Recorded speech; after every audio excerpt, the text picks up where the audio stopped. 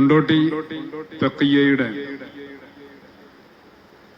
ആത്മകാര്യദർശി, കേരളത്തിന്റെ ആത്മലോകത്തിന്റെ കുലപതി സയ്യിദ് മുഹമ്മദ് ഷാ തങ്ങൾ അവர்களுടെ സ്വന്തം തെളി ഇഷ്തിയാഖ് ഷാ തങ്ങളുടെ നേർപുത്രൻ സയ്യിദ് റഹ്മാൻ ഷാ തങ്ങൾ, അവരാണ് ഇവിടെ മറമാടപ്പെട്ട് കിടക്കുന്നത്. കുറെ ചരിത്രങ്ങള് അതുമായി ബന്ധപ്പെട്ട് ഇന്ന് രാവിലെയൊക്കെയുള്ള ചർച്ചകളിൽ ഒരുപക്ഷെ ഡോക്ടർ സയ്യിദ് അലി ഫൈസിയെ പോലെയുള്ള ആളുകളൊക്കെ ഉദ്ധരിച്ചിട്ടുണ്ട്. പുസ്തകങ്ങളിൽ അത് കാണാൻ സാധിക്കും. എനിക്ക് പറയാനുള്ളത് ഒരൊറ്റ കാര്യം മാത്രമാണ്.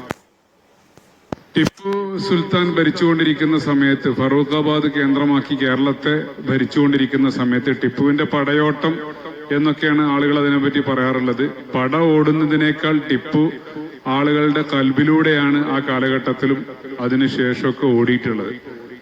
ടിപ്പു സുൽത്താൻ അള്ളാഹുവിന്റെ ഒരു വലിയായിരുന്നു എന്നുള്ള കാര്യത്തിൽ അധികം ആളുകൾക്കും സംശയമില്ല. ചില ആളുകൾക്ക് മാത്രമാണ് സംശയമുള്ളത്. ആ സംശയം ഒട്ട് തീരുകയുമില്ല.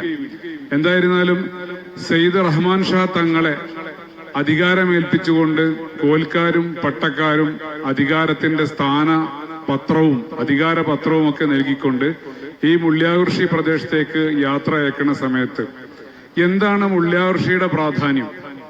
മുള്ളിയാകുറിശിക്ക് ചരിത്രപരമായ പ്രാധാന്യം ഉണ്ടോ ഇല്ലെന്ന് മുള്ളിയാകുറിശിക്കാർ ചിന്തിച്ചിട്ടുണ്ടോ? പുസ്തകങ്ങളിൽ ഒരുപക്ഷെ മുള്ളിയാകുറിശി മഹല്ലുമായി ബന്ധപ്പെട്ട ചരിത്രം പ്രസിദ്ധീകരിച്ച സമയത്ത് സയ്യിദ് അലി ഫൈസി അത് വളരെ വ്യക്തമായിട്ട് പറഞ്ഞിട്ടുണ്ട്. പക്ഷെ അതിനപ്പുറത്ത് ഒറ്റ കാര്യം അത് മാത്രമാണ് പറയാനുള്ളത്. മുള്ളിയാകുറിശിക്ക് ചരിത്രപരമായ പ്രാധാന്യം ഉണ്ട് എന്ന് ബോധ്യപ്പെട്ട രണ്ടാളുകളെ മാത്രം ഉദാഹരിച്ചാൽ മതി. ഒന്ന്, ഇവിടെ ആദ്യത്തെ ഇസ്ലാമിക കലാലയം എന്ന പേരിൽ വരുന്നത് ശാന്തപുരം ഇസ്ലാമിക കോളേജാണ്.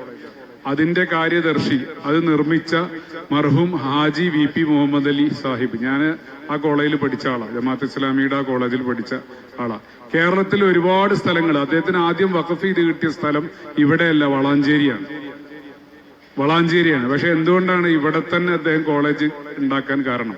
രണ്ടാമത്തത് ഷംസുൽ ഉലമ, അല്ലെങ്കിൽ അതിനു മുമ്പായിട്ട് നൂറുൽ മഷായിഖ് തങ്ങൾ, ഷംസുൽ ഉലമയെ ഇങ്ങോട്ട് കൊണ്ടുവന്ന നൂറുൽ മഷായിഖ് തങ്ങൾ ആണ് പട്ടിക്കാട് ജാമിയ നൂരിയ കോളേജിന് എന്ത് ചെയ്യുന്നത്, അസ്ഥിവാരമിടുന്നത്. അതിന്റെയൊക്കെ ഒരുപാട് ചരിത്രങ്ങൾ പറയാനുണ്ട്.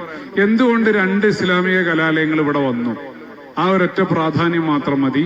ഇവിടെ നേരത്തെ തന്നെ അതിനും നൂറ്റാണ്ടുകൾക്ക് മുമ്പ് സയ്യിദ് മുഹമ്മദ് ഷാ തങ്ങൾ ഇതിന്റെ പ്രാധാന്യം മനസ്സിലാക്കിയിട്ടുണ്ട്. ആ മനസ്സിലാക്കിയ പ്രാധാന്യത്തിന്റെ വഴിയിലൂടെയാണ് ടിപ്പുവിന്റെ പട ഓടിയത്. ടിപ്പുവിന്റെ പട ഓടിയ സ്ഥലത്തുണ്ടായിരുന്ന ചില മഹല്ല്, ചില പ്രദേശത്തുകാര്, അത് മാത്രം ഞാനിവിടെ നോട്ട് ചെയ്ത് വെച്ചിട്ടുണ്ട്. അതിലൊന്ന് കൊണ്ടോട്ടിയിൽ നിന്ന് എക്കാപ്പറമ്പിൽ നിന്ന് തുടങ്ങുന്ന കീടക്കാട് മഹല്ലുകാര്, പിന്നെ അവിടെ നിന്ന് തുടങ്ങുന്ന രണ്ട് പ്രസിദ്ധ കേരളത്തിൽ മുഴുവൻ വ്യാപിച്ച മുസ്ലിയാരകത്ത് തറവാട്ടുകാര്, രണ്ടാമത്തത് കാളിയാരകത്ത് തറവാട്ടുകാര്, പിന്നെ ഞാനൊക്കെ ഉൾപ്പെടെയുള്ള അരിമ്പ്രത്തൊടി, പക്കിയാരകത്ത്, മേലോറത്ത് പോലെയുള്ള ഒരുപാട് തറവാട്ടുകാർ എഴുതി വെക്കുകയാണെങ്കിൽ കുറെ തറവാട്ടുകാരുണ്ട്. ഇവര് സയ്യിദ് റഹ്മാൻ ഷാ തങ്ങളുടെ കൂടെ പാലക്കാട്ടേക്കും പിന്നീട് അങ്ങോട്ട് തമിഴ്നാട്ടിലേക്കൊക്കെ പോയി. ഇവിടുത്തെ പ്രദേശത്തിന്റെ പ്രത്യേകത, ഇവിടെ പിന്നീട് റെയിൽവേ ലൈൻ വന്നത് EMS തമ്പൂരിപ്പാടിന്റെ കാലഘട്ടത്തിലാണ് പുതുക്കി പണിതത്. 1912 ബ്രിട്ടീഷുകാർ ഇവിടെ റെയിൽവേ ലൈൻ സ്ഥാപിച്ചു. അതും മതി. ഭൂമിശാസ്ത്രപരമായ പ്രത്യേകത മനസ്സിലാക്കണമെന്നുണ്ടെങ്കിൽ ഇവിടെ നിന്ന് തമിഴ്നാടും കേരളത്തിന്റെ, ഇപ്പൊ കഴിഞ്ഞ മാസം പെരുന്തൽമണ്ണ മുനിസിപ്പാലിറ്റിയുടെ കേരള ഇൻവെസ്റ്റർ കോൺക്ലേവ് എന്ന് പറയുന്ന പരിപാടി നടത്തിയത് ഞാനായിരുന്നു. അതിനൊരു കാരണമുണ്ട്. പെരിന്തൽമണ്ണ നഗരസഭയ്ക്ക് ചില പ്രത്യേകതകളുണ്ട്. ആ പ്രത്യേകത മലനിരകളായിട്ടും വെള്ളമായിട്ടും റെയിൽവേ ലൈനായിട്ടും തറവാട്ടുകാരായിട്ടും മഹല്ലായിട്ടും ഏറ്റവും കൂടുതൽ ആണ്ട് കിടക്കുന്ന പ്രദേശമാണ് മുള്ളിയാകുറിശി.